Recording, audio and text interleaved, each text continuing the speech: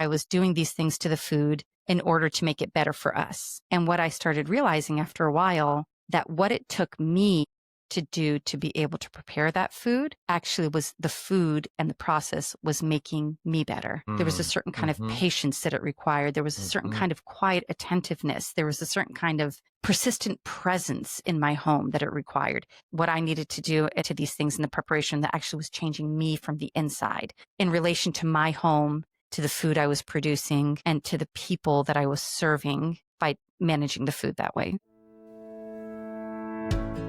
Hi, I'm John Cuddeback. And I'm Sofia Cuddeback. If you're wondering whether you can really be friends with your spouse and raise children into responsible adults with whom you have a relationship, and do what it takes to make a homestead, reconnecting with your body and the land wherever you live. If you just want to think more about how to make a truly happy home in our trying times, then The Intentional Household, a LifeCraft podcast, is for you. Join us.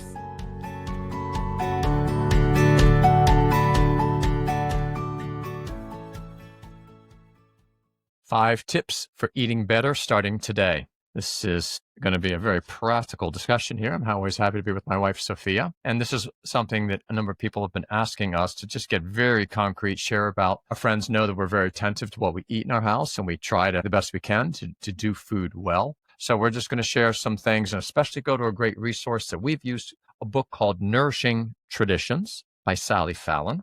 Subtitle of which is The Cookbook That Challenges Politically Correct Nutrition and the Diet Dictocrats. That's got to make you want to read it.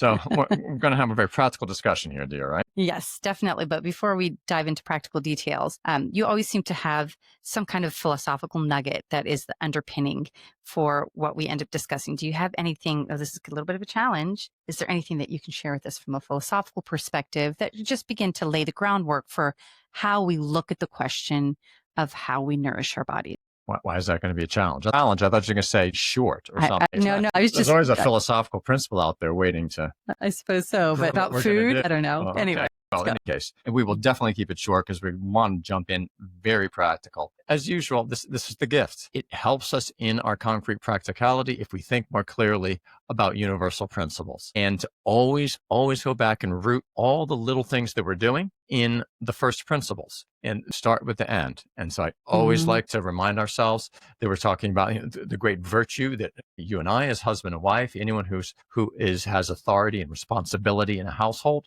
is trying to develop the virtue of domestic prudence.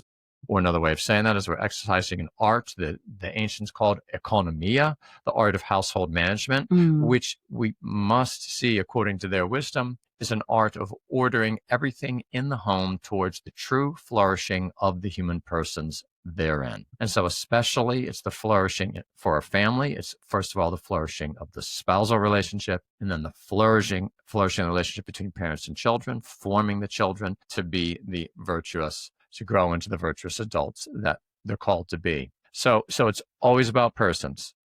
And then, according again to the great wisdom here of Aristotle and St. Thomas Aquinas following him, it's always things for the sake of persons. Things have importance because of the richness of human flourishing. So if we're about to talk about food in the home, we are talking about things that have importance because a person. Sounds simple, but it actually does give us a lot of content, especially if we go on. I was just teaching this in a course I love teaching right now about family and household. St. Thomas, drawing out Aristotle, says that all material things are like instruments for the craft of crafting the good life in the home. So this economia, this exercise in the virtue of domestic prudence, this practical wisdom about how to live the good life together, how to craft that together in the home. There are tools, instruments, just as the carpenter has to use, the chisel. The instruments of this craft are the various material wealth in the home. So to see everything right down to including the house,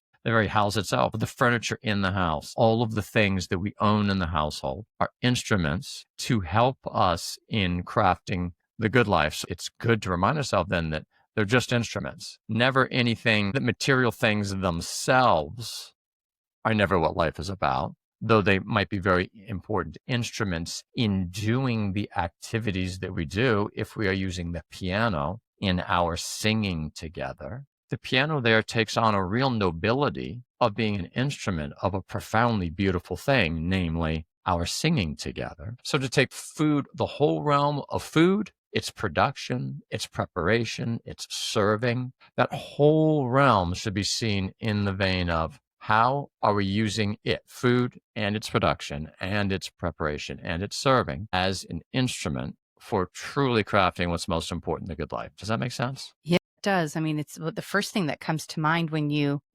put it that way is it's very interesting to me that, I mean, obviously food is talked about a lot nowadays. There's just a lot of movements, this or that movement or whatever. But in general, it almost seems like maybe one's attitude in general about food is you just got to eat something. Almost one, we take it for granted because it's so ubiquitous and we need it so universally. And the second of all is just kind of like, well, it's just food. But when you realize that food is a thing in the household that ought to be measured by how it affects the flourishing within the household. So in the case of food, it has a multi-purpose kind of flourishing connected to it. One is, and most kind of obviously, the bodily flourishing. So food seems to be related to bodily flourishing.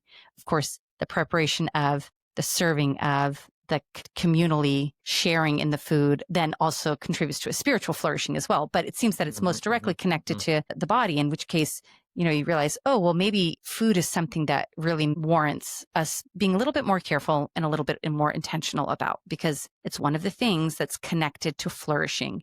And if we don't pay attention to how we use those things, it might not be contributing to our flourishing, or in any case, not in a way that we would particularly want it to be. And Emma, can I say this just real fast to the level of principle? Because this will be super practical. This will make complete sense here. 2 ways that how we do food will affect the whole of our life in the home, including the highest spiritual aspects. I put it this way. The one and the most obvious is by its true healthfulness and healthiness that our bodies will be better able to thrive. And we want to be able to get up earlier in the morning. We want to have more energy. We want to be in good health. We want to do all that we can to be in good health so that we can serve the Lord, so we can serve one another, so we can act with vim and vigor.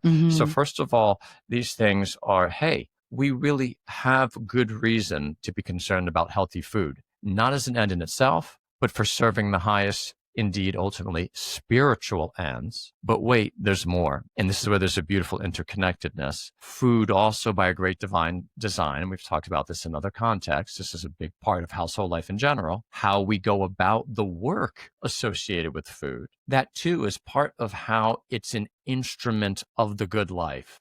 Even say, preparing the food, cooking together, producing it together, working in the garden together, that we think in these terms of, its worth is a very important homesteading principle. How we do those things is going to be good for us as a community. So when we start to look at here, turns out there's, I think, a kind of divine wisdom. Shortcuts in food very often end up undermining us in more ways than we realize. Oh, to me, the biggest thing I learned from this fascinating book, many of our listeners have probably seen it. If you haven't, really do recommend getting this book, Nourishing Traditions by Fallon. And I'd say one of the most important, there's a play on words there, by the way, nourishing traditions. It's both, I think, traditions that nourish us as persons and the traditions of food preparation and managing it, how we prepare food. And right, as well as it's just good for the body, maybe also, and we should nourish these traditions, right? But one of the main things that came out from it is, wow, all those things that in traditional cultures more once upon a time that they had to do, especially to preserve the food. It turns out that, it did take a bit of work that actually was a beautiful way, as Wendell Berry would say, and work isn't just a prop for life. Good work is an enactment of life. It turns out by being willing to do that work, which was a good way of their living together, it made food be more nourishing. So I one of the things that is just so dramatic to me is it's like it was written into these natural species, was written into these vegetables and these grains and these meats and the dairy products, that it's going to take a little bit of work on our part to kind of draw out the inner richness in them. So there are these great arts of food preparation and preservation. It's all interconnected. If we're willing to kind of take the time and to be attentive to the natures of things and kind of listen to them and have a kind of docility, willing to take that time, it's going to nourish us both in this work that we now have to do together. It's not going to be just a chore. It's something that draws us together, and we realize it has that fruitfulness of making something that's also just simply physically better for us. Yeah, that's great. That was definitely my experience when we first started pursuing this kind of eating. Of course, you grew up that way. Your mom and your grandmother were already more aware of this kind of quality, nutritional quality of food, that if we handle it properly, it can be really nourishing for us.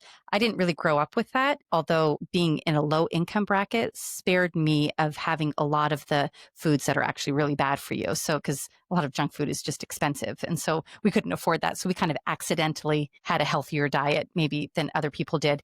But so when we first got married and we started pursuing the question of how do we want to feed ourselves and how do we want to feed our children, this Sally Fallon book was really fascinating for me, because what I discovered in reading the book is that it's very much designed to help you understand what is this food product that you are dealing with in order to prepare to make food for yourself, and then how does it interact with you. So it's kind of trying to understand the food item a little bit better, and when we understand it, we realize that handling it in a certain way makes us be able to absorb it better. And for me, that was particularly, I'm not a scientific junkie, like remembering like tons of different facts and calories and all these different technical things. It's hard for me to keep track of all that, especially as we started having more children. It was confusing or overwhelming. So what appealed to me was this was kind of almost like a description or a history of each individual type of food, how it's made up, and that if we treat it this way, that's what makes it healthy for us in this particular way. And what was appealing for me is that it seemed to be an invitation to a relationship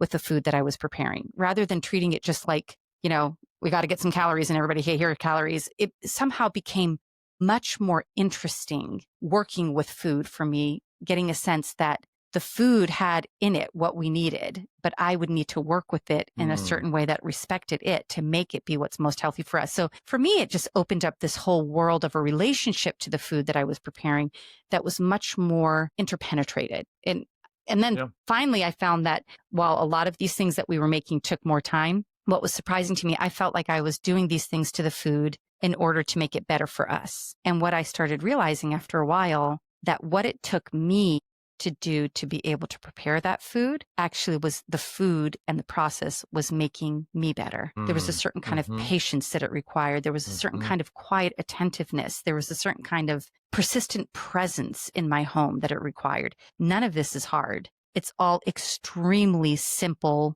culinary practices. This is not like Julia Child's Cooking the French Way, which by the way I love, but that's actually has a certain elegant simplicity to it. It does. It's a little bit, it's much more complicated in the sense of having certain tools and, the instructions. This Sally Fallon, what she's talking about is very simple, but it was making me what I needed to do and attend to these things in the preparation that actually was changing me from the inside in relation to my home, to the food I was producing, and to the people that I was serving by managing the food that way. I think that's huge. I think that's beautiful. And that's true. And you're saying that I see that that's what's happened. And it brings to my mind, it's always about life. It's always about crafts and being a craftsman in various and sundry ways. I think of the real woodworker is someone who is connected to the wood. You learn to receive, as it were, the gift of wood. What's the name of the author of the book, A Reverence for Wood? I love that title. He's the one that Eric Sloan. Eric Sloan, thank you. I just love that. A reverence for wood. This is a reverence for food, or an appropriate reverence for beets and sauerkraut and oats and the milk that comes out of animals and the flesh of animals. It's a reverence for these things and getting to know them and getting to know how each calls for being kind of tapped in mind and cultivated in a particular way. And at the end of the day, this is not going to be about how to make these things taste best, which is the beautiful thing is that's part of this. Many of these things lend themselves well to good taste. Like for instance, just simply like the salt and the smoke that was originally for preserving the meat gives great taste. This is the case with some of these things. We're not going to focus on the taste, but we are always concerned because of course, for us, our children, we don't want to, well, you do have to be willing sometimes to try something new, I think, and realize, yeah, I might have to develop our taste buds a little bit. That's important. At the same time, tasting good is part of this, and we're not just oblivious to that. Right. But maybe should you give just a little, just quick kind of introduction? We're going to kind of say 5 different areas and then kind of very specific things that we've done. Can you kind of get us started on that? Yeah. So the first thing I want to start out by saying is if this is going to initiate kind of a big change in the way you look at food, I just want to warn you, it can be overwhelming. And so I think the really important thing is we're going to just kind of direct you some places in the book that you can get started on and kind of how to read them.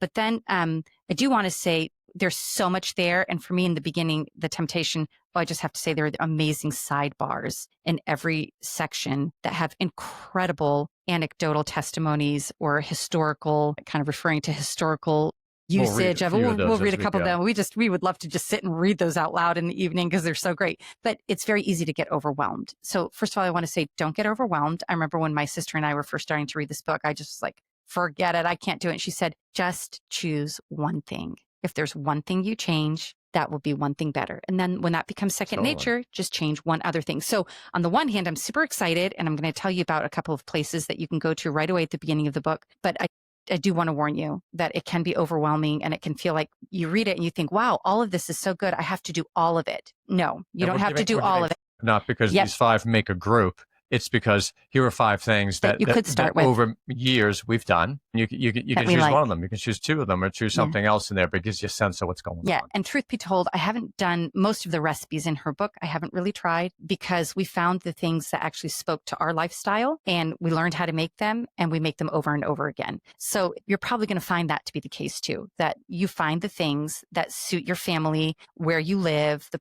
produce that you can get, and the things that you like to eat in your home, and you're going to end up using those. So the first thing I wanted to just mention at the very beginning of the book is a section called Mastering the Basics. It's really about 3 or 4 pages long, and I think it's a good place to start because there are a lot of attitudes toward food that are very much affected by the fact that most of the food that we get is bought from a grocery store. Even the fresh food that we get is not something that we've produced. And so we lose a lot of intuitive understanding about what these plants are by not observing their growth patterns, their environment, and the climate in which they grow in. And I think that has really done a disservice for us, that there's this real disconnect between the food that we're talking about preparing and where it comes from, because we could just go to the grocery store and we pick it up.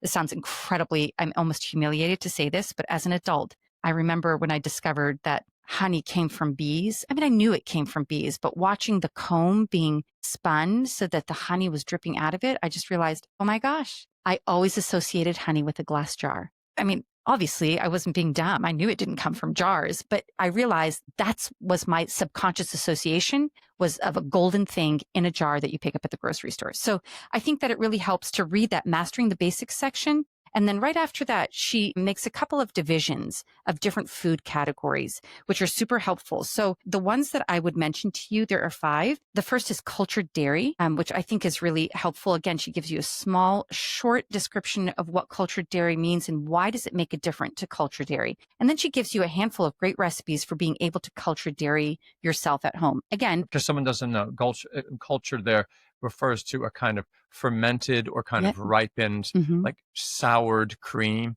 This is what we're going to have to learn. It's fascinating. Things like they sell sour cream in the store today, which unfortunately is not truly fermented. It's truly fermented. Yeah, or it's just soured. Then it's been pasteurized, in which that case, then many of the good things have been killed. This is frustrating. These are things that are going to come out. We're not going to go through them all here. We'll see, like on that. Oh, okay, great. Soured cream is a kind of cultured dairy. It was a big part of our history.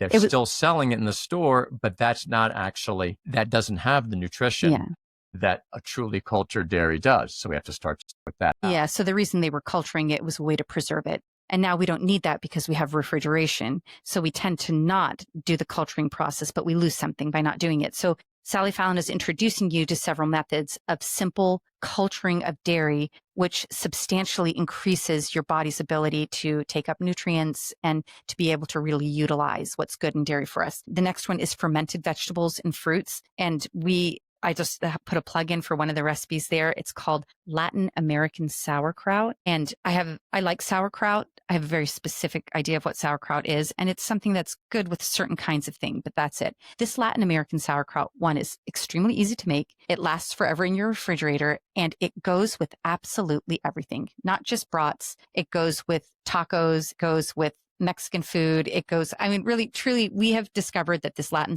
American sauerkraut goes with absolutely everything. So on page 93, I presume the pagination is still the same in the book as you get it now. Yeah, ours is I hope pretty it is, old. but otherwise, if you just looked up, they have the classic sauerkraut and they have the Latin American sauerkraut. Yeah. Just to give you a sense there, I mean, this is one of the most fundamental of fermented vegetables and fruit. And so you read the section that begins this, page 89, fermented vegetables and fruits. It may seem strange to us that in earlier times people knew how to preserve vegetables for long periods without the use of freezers or canning machines. It was done through the process of lacto fermentation.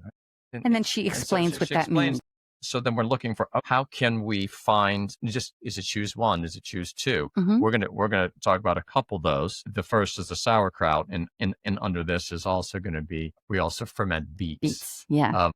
Which you're going to like if you like beets, and if you don't like beets, you probably won't like them. Whereas the Latin American sauerkraut does seem to do a kind of a transformation on cabbage. We love, love, love beets. Then the next section is on sprouted grains, nuts, and seeds. That section has been very useful to us as a family because sprouted grains are, and fermented or soaked grains are really handy for quick breakfasts, nutritious breakfasts. And so we definitely used her instructions for soaking oats, which makes them cook very quickly in the morning, and it breaks down things about oats that are very hard for us to digest. We also love her method of salting and soaking nuts and then dehydrating them so they're also more digestible. Can I go ahead and just tell them now? Now, I mean, we're going to come back and talk a little bit more about them. I'm just going to say right now, the oatmeal, they have breakfast porridge on page 455, Irish oatmeal, page 456. A couple other things about porridge. We're going to read you something about that.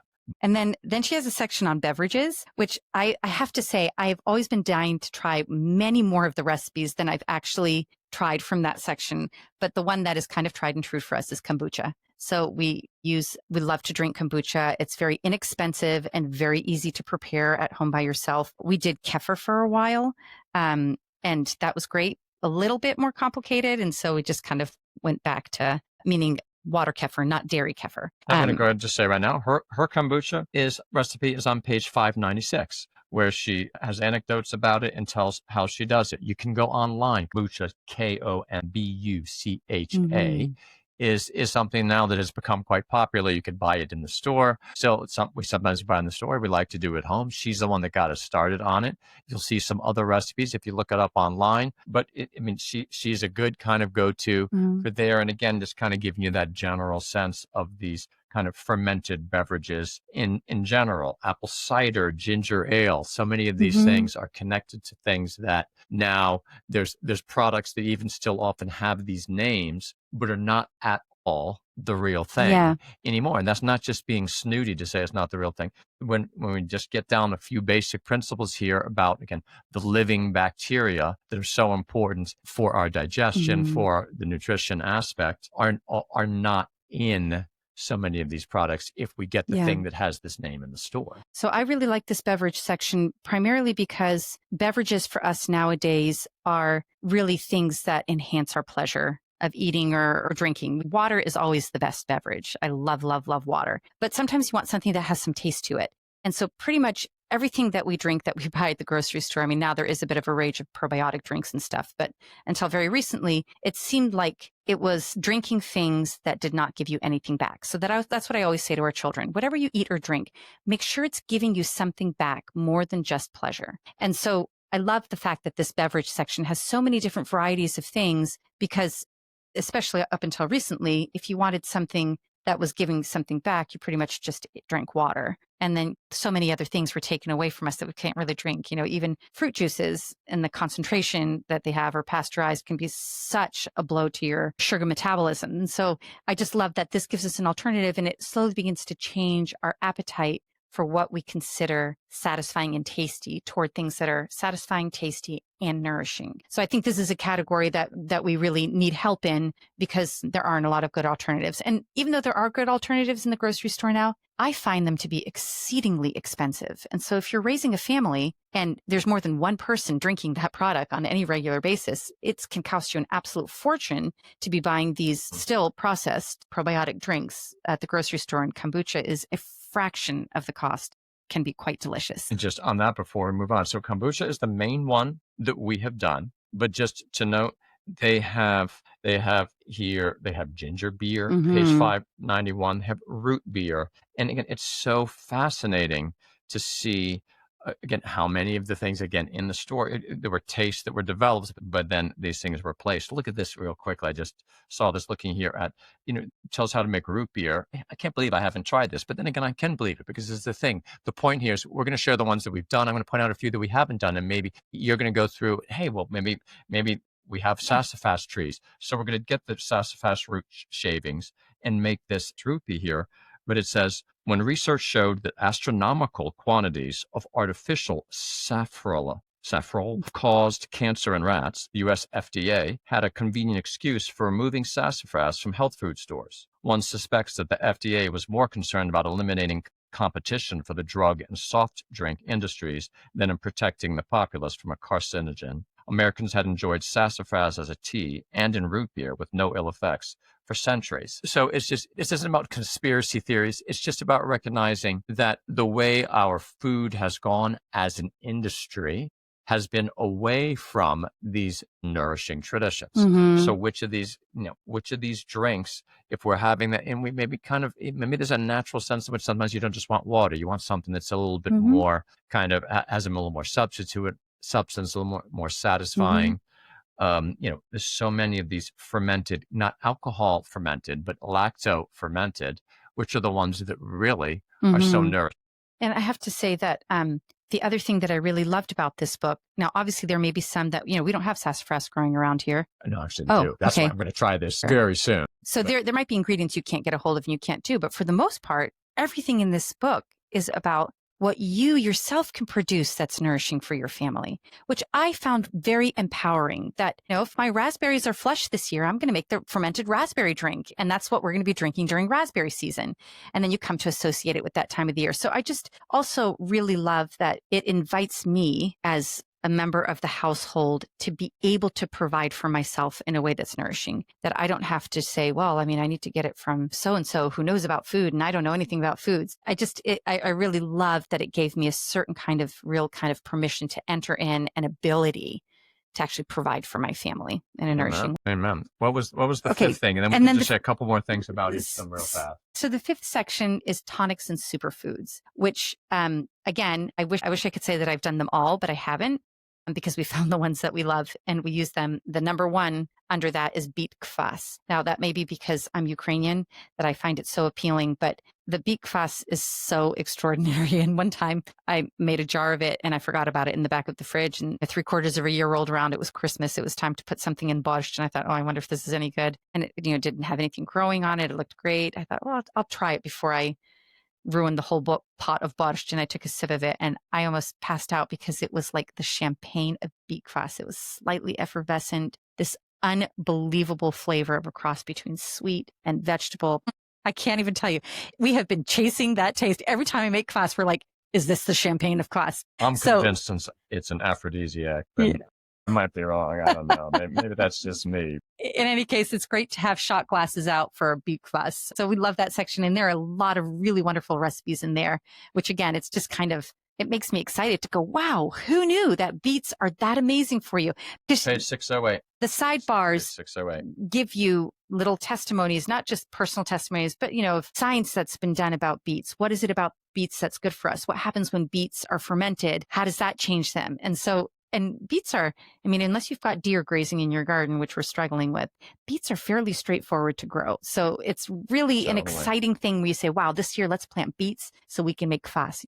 This is going to inspire you on the beet kvass. Maybe we'll work our way backwards here. This is on page 608. This is a side panel. But the side panels, it's quotations from other books, history books, nutrition books. This one says, Professor Zabel observed that sick people always lack digestive juices, not only during the acute phase of their illness, but also for a long time afterwards. In addition, he never saw a cancer victim that had a healthy intestinal flora. Thus, the different lacto-fermented foods are a valuable aid to the cancer patient. They are rich in vitamins and minerals and contain as well enzymes that cancer patients lack. Of particular value are lacto-fermented beets, which have a very favorable effect on disturbed cellular function. Many scientific studies have demonstrated that beets have a regenerating effect on the body. And she cites the source for that. Another quickie on that sidebar is that no Ukrainian home is ever without its beet kvass. Mm-hmm. The kvass was always handy and ready when a pleasing sour flavor had to be added to soups and vinaigrettes. That's a quote from a So Ukrainian book.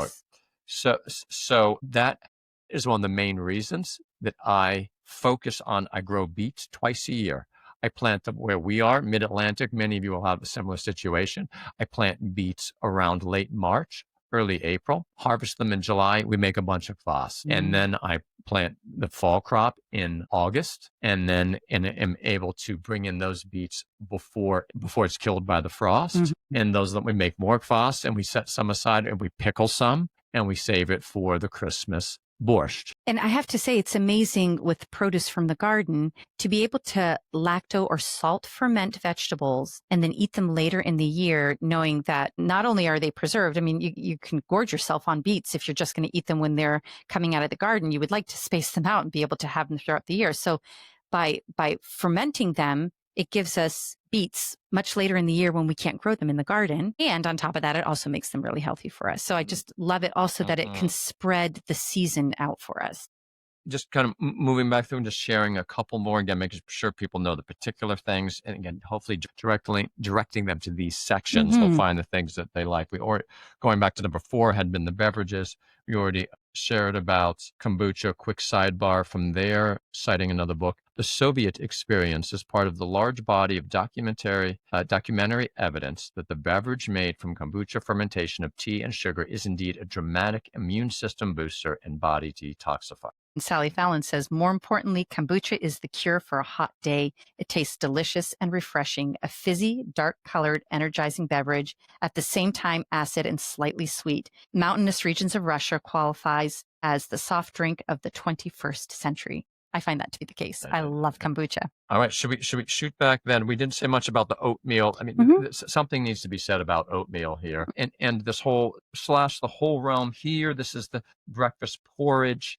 And it's a way of rethinking your breakfast. Mostly. And again, so many of the things that we buy now have been hyper sugared, and we might have to kind of, hopefully those who are starting out with younger children or the grandchildren or whatever children, we can hopefully start by not having them get such a sweet tooth so early on, not having them get used to having these store-bought, even sometimes supposedly health food, hyper sweet cereals, a little bit of maple syrup.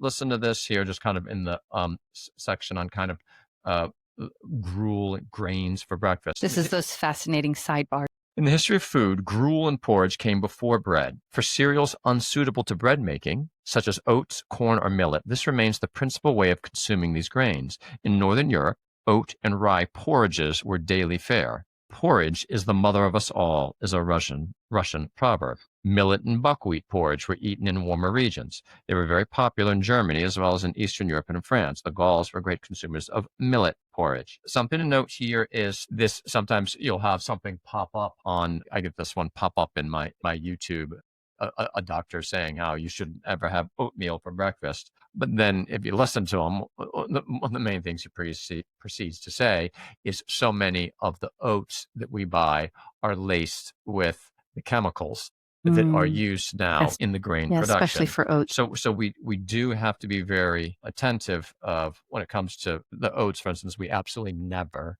get oats that are not organic. Can you absolutely trust the organic label? Well, perhaps not, but we do our best. But exactly, we do our best to make sure that we get grains that are organically grown, free from that kind of thing. And so, in any case, that has been a mainstay for us. It allows for so much creativity, slight variations. Putting a little yogurt in there, putting a little honey in there, putting some raisins in there.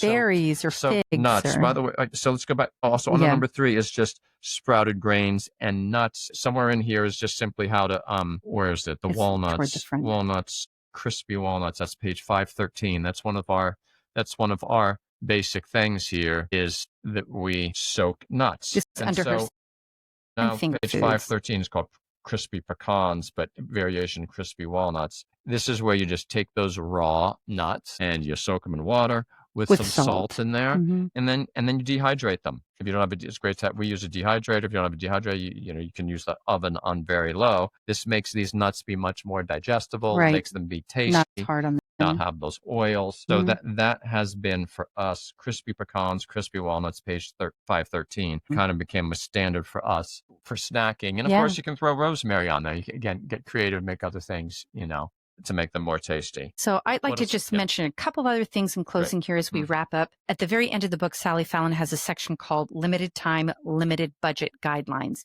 And I think that that's a good place to go to where she says, okay, look, if you can't do everything, consider this is a really important thing or this is a really important thing. So it's kind of a nice, and even I'm just saying, even with all of her guidelines, you're going to have to choose which 1 or 2 or 3 your family can implement. The other thing I wanted to mention just is because we were talking about the importance of trying to buy organic food, not just non-GMO, but it's pretty important for things to be organic because the pesticides are so harmful to our systems that it can seem like, wow, I can't really do that. We're on a budget. We have a large family. It's too expensive. And what we've discovered is that by prioritizing buying organic food, it means that we buy fewer flufferys, so to speak, because we say, well, we have a limited budget and we need to buy organic. So the one food that is most important, we buy those, and the other things we go without, which is actually, I think, a good experience within the household. Kind of acts as a certain kind of palate cleansing in, the original sense of the word and also in a bigger sense of the word, and just kind of focuses you on what's kind of most real, most true. It does cleanse your palate. It makes you more sensitive to other things. I will also say about organic foods,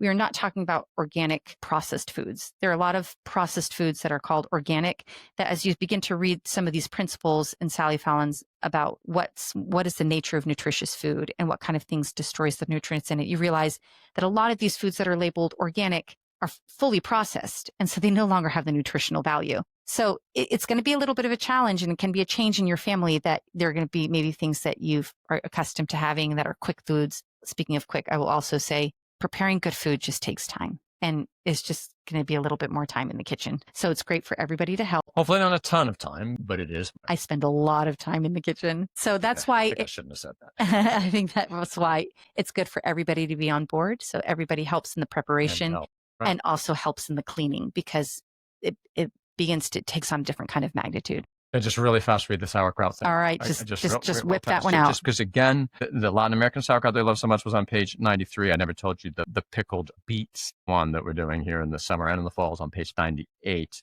But listen to this from the sidebar about sauerkraut. And again, most of the sauerkraut they get in the store, it has been, I'm confident, processed in such a way that it doesn't have these characteristics. And let me tell you, it's easy to make. Very easy to make. In China, they fermented cabbage 6,000 years ago. In ancient Rome, sauerkraut had a reputation as a food that was easy to digest. Even at that period, there were already 2 known methods for lacto-fermenting vegetables, according to descriptions given by Pliny about 50 BC. The first method consisted in mashing the shredded cabbage in great earthenware containers, which were then hermetically sealed. The second consisted of mixing different vegetables, including wild herbs, and covering them with a solution of salt water. Yum. This mixture was called a compositeur, a mixture. Tiberius always carried a barrel of sauerkraut with him during his long voyages to the Middle East because the Romans knew that the lactic acid contained protected them from intestinal infections. And the final one here is how Captain Cook, when he went around the second round the world Don't read too fast. voyage, took 60 barrels of sauerkraut onto a ship. After 27 months at sea, 15 days before returning to England, he opened the last barrel and offered some sauerkraut to some Portuguese noblemen who had come on board. They carried off the rest of the barrel to give some to their friends. This last barrel was perfectly preserved after 27 months, in spite of changes in climate and the incessant rocking of the ship. The sauerkraut had also preserved sufficient quantities of vitamin C to protect the entire crew from scurvy. Not one case occurred during the long voyage, even though this disease usually decimated crews on voyages of this length. What a fabulous thing to have in your house during the winter season. And I do have to say, our experience is when you ferment these vegetables, it says you can eat them after about 4 or 5 days. But if you let them sit in your refrigerator for months and months, like I have. They are just a different kind of food when you get them out to eat them. They are really, really good. Although and every now and then there's a little bit of a creature feature. Yeah, and then you got to get that. Work, and you just toss it. Why? I don't. Which is okay. So always be careful. And we haven't died yet. And I don't mean to make light, but I mean, really, as long as we use common sense. Yeah, of course. Don't do any of the things we've said without checking with your doctor. That's not true. But you use common sense. The plan of God is always better than we've realized. The gift of nourishing traditions and Sally Fallon's book that helps us do that. We hope we gave you a couple of tips, if nothing else. You can chuckle together with us at the craziness of our own life. Great being with you.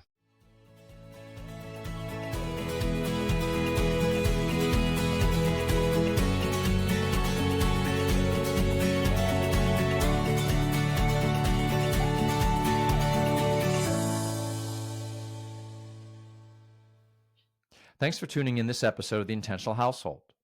If you've enjoyed this, please like, subscribe, and leave a rating or review. If you have any topic requests, please send them to lifecraftgroup@gmail.com. For our Wednesday reflections, free courses, reading groups, and live events, please visit life-craft.org.